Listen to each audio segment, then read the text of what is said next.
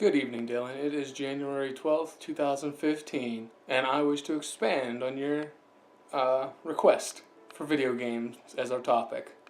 In your video, you gave a very rough paraphrasing of some quote, which I don't know what it was or where you got it, but it somehow said something along the lines of, you can listen to music or you can look at art and still get meaning from it, but video games require some sort of skill. And that is something that really caught my attention about your video, along with the rest of what you said, but that's the one that stuck out the most. And it got me thinking, is it really that much different? And if it is, why? Well, I still don't know why. I think that's just part of human nature. Everything we do, there's tons of different ways to interpret, tons of different ways to understand what's going on. Doesn't matter what it is. That just seems to be part of who or what our species is. That's why there's so many different genres of music and so many different kinds of cuisines out there. We all don't like the same thing as everybody else. That makes us individual and unique, and also causes all of our problems.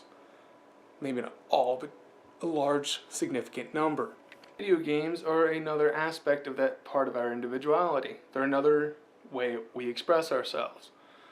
The thing is, they are art, they are music, they are all of the stories we've ever told throughout the entire history of our species, combined in a unique way that movies didn't quite have, and stories never had, and art, pictures, and everything else that we've ever done up to this point never did.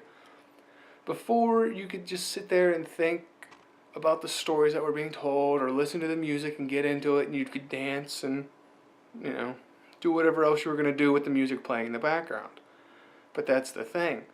They were more background oriented unless it was the sole source of what you were doing, your sole focus at that point in time. Most people don't play video games in the background.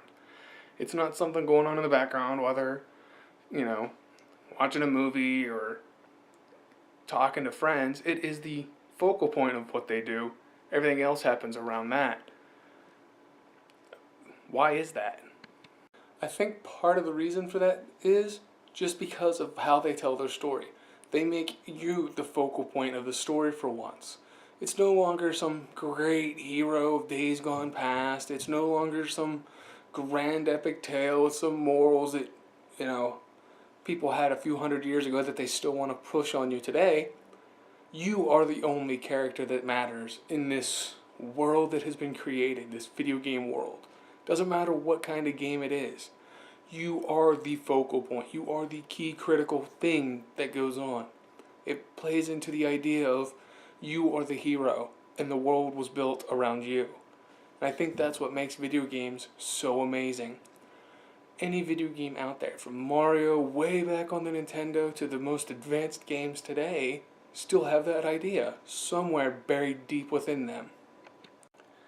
And Dylan, I have to admit it, and I don't know if you can or will or ever do, but I'd rather be the hero of the world and have the world revolve around me than be some minor actor or character within it. Anyway, Dylan, that's pretty much all I got time for today. Hope to see you on Wednesday. Bye.